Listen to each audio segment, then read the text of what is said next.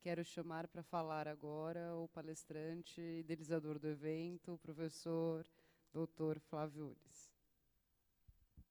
Bem, bom dia a todos. Cumprimento o professor Tércio. Como é difícil falar depois de Vossa Excelência, mas eu vou tentar me manter na partida, embora o placar já esteja resolvido, 10-0. Mas eu vou tentar fazer alguma coisa aqui. É interessante quando o senhor fala do Leviatã e do possível monitoramento. Eu me lembrei, como administrativista, que é a minha área de predileção, da supremacia do interesse público sobre o interesse privado. Esse princípio pode ser interpretado de uma forma equivocada, confundindo aí o público com o estatal, né? E no paradigma do Estado Democrático de Direito, a noção de público é muito além do que a confusão com o estatal. Tanto é que entidades da sociedade civil se voltam contra o Estado em nome do interesse público, numa sociedade democrática, né? E não tem jeito, o legislador ele não consegue antecipar tudo. Ele tem o raciocínio limitado, o tempo finito, e seguramente ele vai ter que se valer de termos vagos, termos fluidos, e isso está na Lei de Proteção de Dados. E quando a gente tenta lidar com os conflitos que emergem, a gente vai ter que, e aí, encontrar uma técnica, para alguns ponderação de valores, para outro um juízo de adequabilidade, mas enfim, é um desafio hermenêutico que toda lei vai suscitar, todo texto vai provocar no intérprete. Eu vou começar aqui lendo uma matéria recente, de junho agora, a propósito do Serviço Federal de Processamento de Dados, o SERPRO, que é uma empresa do governo federal e que foi provocada pelo Ministério Público do Distrito Federal, perante o Tribunal de Contas da União, em razão de um programa, de uma plataforma que essa empresa estatal criou no mercado, para venda desses serviços no mercado, que é o DataValid, que seria uma validação de dados. Essa empresa, como ela opera o sistema de habilitação de carteiras de motoristas, ela tem acesso a um banco de dados enorme. Então, ela oferece aos seus clientes para acessar 999 dados de cidadãos ao custo de 0,80 centavos por CPF consultado. Significa dizer que uma empresa, e qualquer, pode ser empresa locadora de veículos, companhias aéreas, seguradoras, contratam, então, o SERPRO, para conferir se aqueles dados que essas empresas recebem, de fato, são aqueles mesmos. Fazer uma checagem, na medida em que o SERPRO tem esse banco de dados, vamos dizer, mais fidedigno, em função de se socorrer aí da base de dados das carteiras de habilitação, de trânsito, etc. E aí o Ministério Público diz, olha, nós estamos aqui diante de uma violação à privacidade, à autodeterminação que cada cidadão e que cada titular de dado tem que ter sobre o controle sobre o seu próprio dado. E isso começou, essa discussão no Tribunal de Contas da União, é super atual. A empresa diz, eu não estou compartilhando dados, eu não estou entregando meu dado para ninguém, eu estou checando. E isso é bom para o titular dos dados, que evita fraude. E aí nós temos as brechas da Lei de Proteção de Dados, que fala que para evitar fraude ou em benefício do titular de dados, eu dispenso consentimento, eu tenho algumas hipóteses de base legal diferenciada. Então vejam como é que a interpretação aí do que seria o interesse do particular protegido pode variar na interpretação, né? E também a noção de interesse público em outras situações. Por exemplo, aqui em São Paulo, uma matéria também interessante. Painel que analisa passageiros do metrô de São Paulo é alvo de ação civil. Em determinada estação, tem lá uma televisão que, quando você passa, ela apreende a sua imagem e consegue, então, perceber qual é a sua reação emocional diante daquela propaganda veiculada na TV. E aí, uma ação civil pública, movida pelo Instituto Brasileiro de Defesa do Consumidor, olha, que história é essa? Estão aí utilizando os dados sem autorização alguma, e que uso é esse? Né? Poderia alguns dizer, olha, essa é uma renda secundária de um concessionário de serviço público, no caso a concessionária, uma renda secundária que, como renda secundária, é prevista na lei e que atende a um princípio importantíssimo do serviço público, que é a modicidade tarifária.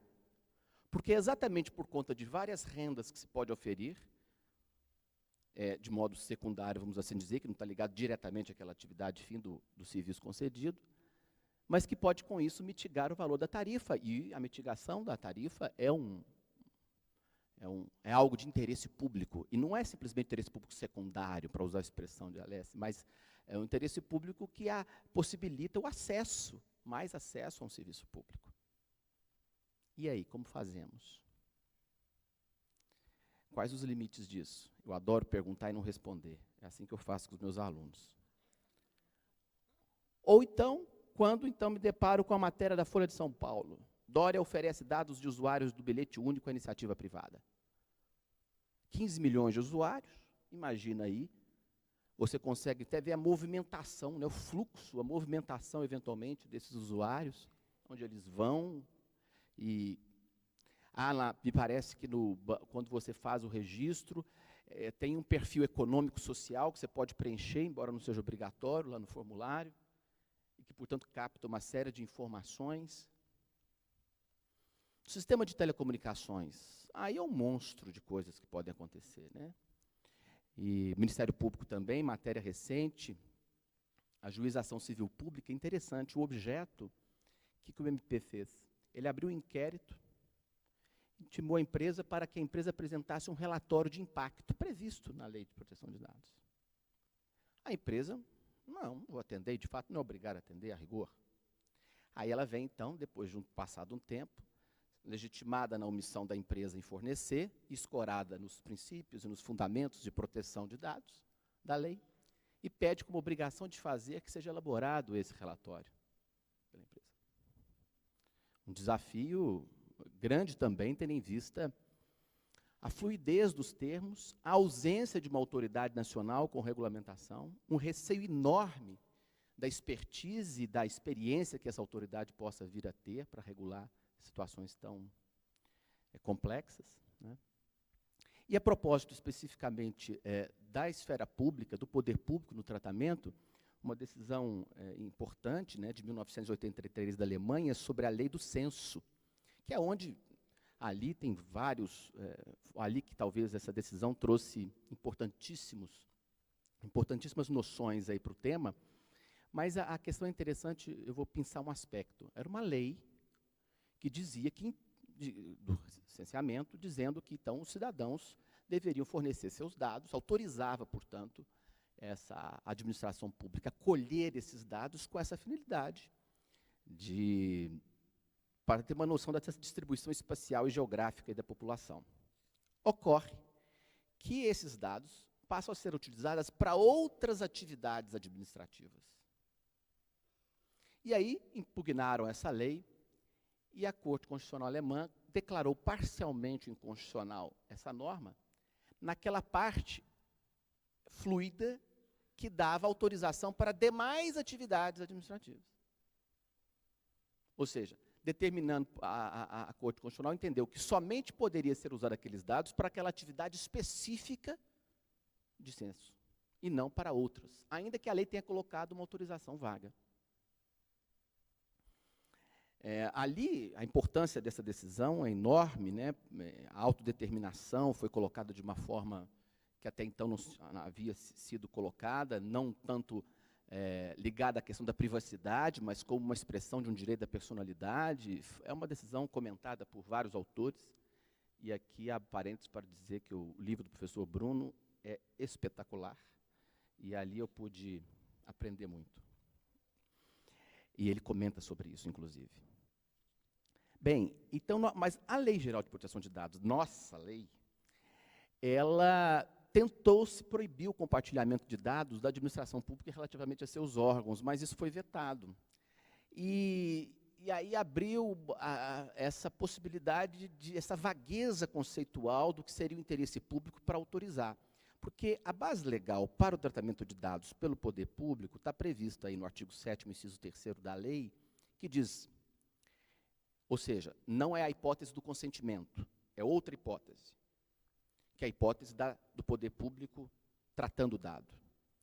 Para execução de políticas públicas previstas em leis e regulamentos, ou respaldadas em contratos, convênios ou instrumentos congêneres, observadas as disposições do capítulo 4º desta lei, que é específica lá do poder público. Então, basta que eu alegue uma execução de uma política pública, que muitas vezes abstratamente está numa lei, que eu teria autorização aí para tratar os dados. Ou em outro momento, em que a lei diz, lá no seu artigo 26, eu diria até primeiro no artigo 23, que fala, o tratamento de dados pessoais pelas pessoas jurídicas de direito público, referidas e tal, deverá ser realizado para o atendimento de sua finalidade pública, na persecução do interesse público. Ou mais adiante, depois no artigo 26, o uso compartilhado de dados pessoais pelo poder público deve atender a finalidades específicas de execução de políticas públicas e atribuição legal pelos órgãos. Olha como é grande. Mas em todos, fazendo uma ressalva, respeitados os princípios de proteção de dados pessoais elencados no artigo 6º.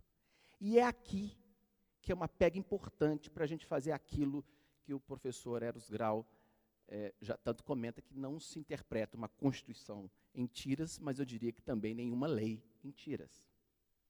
Logo, se eu pegar o objetivo, os fundamentos e os princípios, eu vou perceber claramente que qualquer interpretação que se vaga, que se dê a interpretação sobre essas expressões vagas, interesse público, finalidade, elas não autorizam, por exemplo, o desprestígio do princípio da finalidade, que diz realização do tratamento para propósitos legítimos, específicos, explícitos e informados ao titular.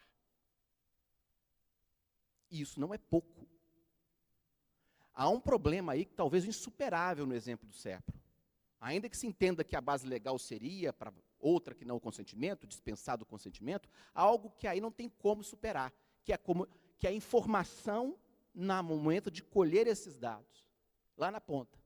A informação de que isso poderá ser usado para uma empresa de processamento de dados da União, visando a preservação dos seus dados, na medida em que evitará fraudes, etc. e tal. Aí é uma coisa que, ainda que a gente vai discutir se o embasamento legal é aquele ou não. Então, uma coisa que deve orientar realmente o intérprete é a noção desses princípios. Aqui os princípios dessa lei, de fato, são ferramentas importantíssimas. Não tem como ler nenhum outro dispositivo sem ter essa noção. Outro desafio interessante também é a convivência, a interlocução da Lei Geral de Proteção de Dados e a Lei de Acesso à Informação. Eu me lembro de uma polêmica resolvida pelo Supremo, e aí? Vamos divulgar o nome dos agentes públicos e seus salários? Né? E esse dado não tinha até então a lei geral, mas tinha outros princípios constitucionais que poderiam, efetivamente, já suscitar as questões que hoje estão mais especificamente colocadas, né? E o Supremo entendeu que, nessa ponderação, nesse conflito aparente, a transparência pública indicaria, sim, que a autorização para que as pessoas pudessem saber que fulano de tal recebe tanto, e que não iria colocar o endereço nem o CPF, para não facilitar, então, esse caminho até aquela pessoa e, portanto, a segurança da sua família, a proteção, que era um dos argumentos para falar que não podia, fosse ao menos mitigado. Mas veja que a noção de interesse público tendeu aí para a ideia da transparência total. E não vai ser fácil a gente tentar, aliás, é impossível que a gente antecipe um método que dê resposta a essas questões. Não tem jeito, é impossível. Algumas balizas, como os princípios, como essa noção que o professor Tércio traz, de que cuidado com a coisificação, porque nós estamos falando agora de proteção de dados que se fundem de alguma forma com a própria pessoa, e o lugar dessa pessoa nesse jogo nesse sistema, nesse fluxo, tem uma nova compreensão. Ok. Mas isso também não vai, per si, resolver a solução de um eventual conflito que muitas vezes a gente nem imagina. E o problema nosso do direito, a gente está louco para criar um método que nos salve do problema. A gente quer uma lei que já dê a resposta. É por isso que quem não é do direito, amigos de outras áreas, falam, mas gente, mas está na lei, como é que, meu filho? Se fosse assim, eu estava falido. Né? E porque é a vida. A lei nunca vai dar conta da sua aplicação. A vida sempre vai surpreender o legislador e o intérprete. E isso não significa chancelar a insegurança jurídica, não. Isso significa lidar com a humanidade. É assim, a vida, aliás, a vida é boa porque é assim. Porque se eu já pudesse antecipar tudo, eu já saberia o dia que eu iria morrer, eu acho que eu ia ficar agoniado até lá. Então, esse aspecto surpreendente é que tem que ser lidado pelos operadores do direito de uma forma mais natural, e que ele tire esse fetiche de tentar colocar num abstrato uma solução para tudo. É o caso concreto. E, portanto, não é simplesmente uma ponderação de valores, uma aplicação dentro do possível. Isso o professor Eros Grau também, no julgamento daquele caso dos pneus lá no Supremo, a utilizar o descarte de pneus usados e tal, ele conseguiu encaixar no voto dele a crítica veemente à teoria da ponderação dos valores. E mostrando o subjetivismo que está incutido nessa ideia. Porque, na verdade, a noção que me parece correta, defendida pelo professor alemão Klaus Ginter, por exemplo, que é o juízo de adequabilidade normativa, revela que num juízo de validação das normas, que esse juízo abstrato, em que o legislador, limitado pelo tempo e pelo conhecimento, ele tenta antecipar as grandes questões, coloca uma resposta na lei numa situação ordinária, em que ele consiga imaginar como comum, mas num juízo de aplicação normativa, o raciocínio é outro. Eu não vou discutir se aquela lei é válida, eu vou discutir se aquela lei é adequada, porque a resposta pode ser outra, e não aquela que se pensou. Então, qual é a norma adequada? Em que eu não estou discutindo, em tese, a constitucionalidade dela. Eu estou discutindo a pertinência dela àquelas particularidades do caso concreto, à luz das pretensões a direitos aduzidas por cada uma das partes, num devido processo legal, sem pretender também que o juiz seja um adivinho. E é por isso, muitas vezes, que a gente tem decisões diferentes sobre o mesmo tema. É porque, muitas vezes, as pretensões argumentativas num processo não foram as mesmas aduzidas em outro. E a evolução é a vida, senhores. A gente tem que saber lidar com isso, não necessariamente achando que é má fé, que é sacanagem, que é isso, que é aquilo. Né? Uma coisa também que eu acho que merece registro é como lidar com a autoridade nacional. Porque, como disse, professor, ele comentou aqui, né, que, desse amplo poder regulamentar da autoridade, e o tanto de desafio que ela tem que regulamentar e tem que fazer, etc. Mas o artigo 50 da lei traz algo importante, que eu colocaria como a autorregulação regulada, que é permitir que controladores, que associações possam elas mesmas editarem seus regulamentos. E eu não estou falando, pelo amor de Deus, código de conduta, eu tenho uma preguiça disso, código, aí repete tudo, igual na época da lei orgânica municipal, quando criou, aí um município fez, todo mundo replicou. Todo mundo tem mais ou menos, lá em Minas, é copiar e colar as leis orgânicas. Se você bater um olho, lá na época, é tudo igual. Eu não estou falando disso.